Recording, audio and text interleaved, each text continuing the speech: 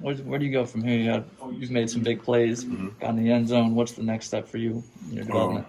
Just to capitalize on that, the momentum I built for myself, just step by step, continue to get better as a player and a better teammate.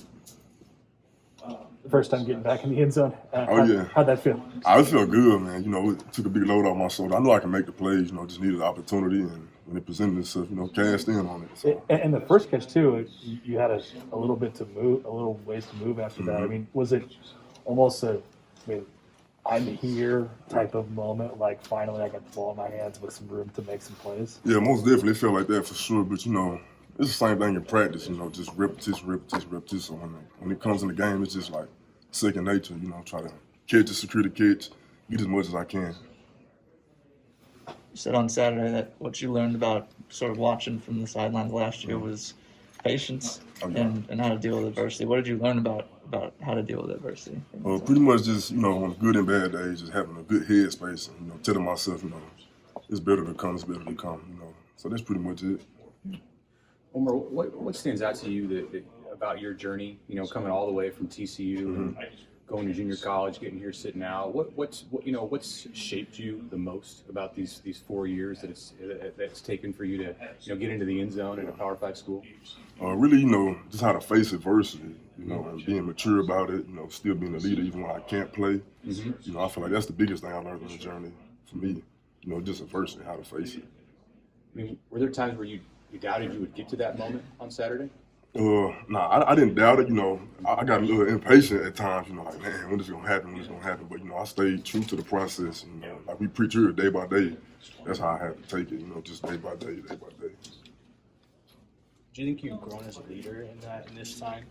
Oh yeah, definitely. Especially when you got young guys like Latrell, Camonte, Elliott. Being able to tell my story to them, and on the field and off the field.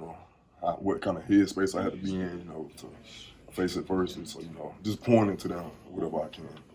What does a good headspace look like for you? What is that? Just having faith, like trusting the process, like from spring and the summer, it was a long process, just trusting it, like, wake up, work out, stretch, eat right, eventually it's going to pay off. You just keep doing the right things. And what about the flip side? What does it look like when you're having a bad day? Saying the same type of stuff, of course it's going to be harder, to tell yourself, like, you're going to be okay. Like last year during the season, wanting to be on the field, I had to just tell myself, like, your time will come, That's pretty much it. When you share your story with those young guys, what are the key points that you try to make? Staying focused. That's the main thing. Like right now, for those guys I see in the field, it's not because they're not good, they can't play. They have to learn the system, build their body up. So just staying focused throughout that time. There's so many things that can get you sidetracked from what the main mission is, the main goal. You growing up to, mainly the two of you, or what was your family? Me, my mother, and my sister, my older sister. Mm-hmm. Yes, sir.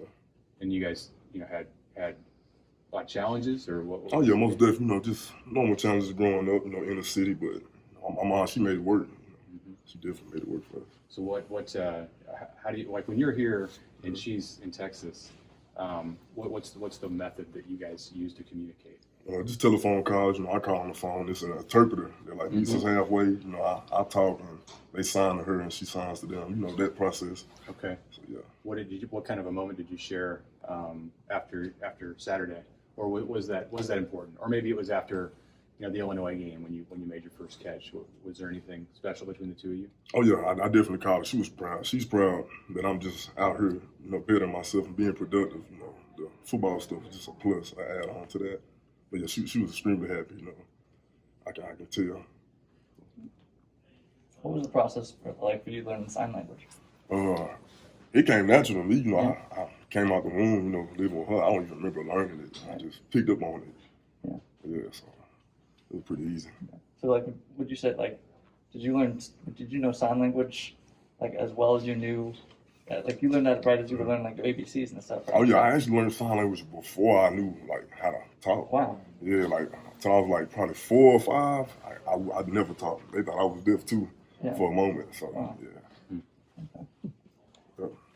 That journey sort of worth it, given that you started at TCU, ended up at Kilgore, now you're here at Nebraska? You've gone through a lot just to put yourself in that position to catch that pass. Oh yeah, I was extremely proud of myself, knowing how far I came, and a team like that, you know, they're obviously good, number 3 team in the nation. So, yeah, yes, sir. In what ways do you think you've developed as a player here in your 18 months or however long you've been there?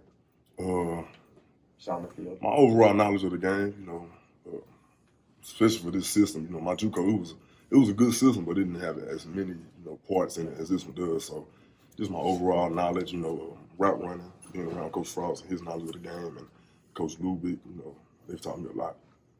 Yes, sir. You know, that you feel indebted to because, you know, you've made it to this place now? Oh yeah, definitely. Definitely family, close friends, and coaches. With the coaches, it's so many. You know, so many great men I come in contact with. My high school coaches, even at TCU, JUCO, and here is just. Okay. I can name a whole list of how many people who helped me, especially as a man. Who stands out if there are two or three? Stands out the most? That's tough.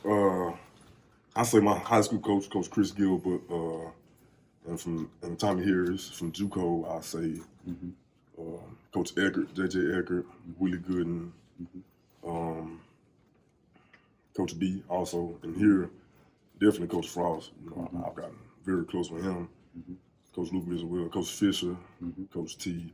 There's a lot of people. I can just name so many. Coach Beck too. I can't leave Coach Beck out. I can't do that. Yes, sir. Oh yeah, most definitely.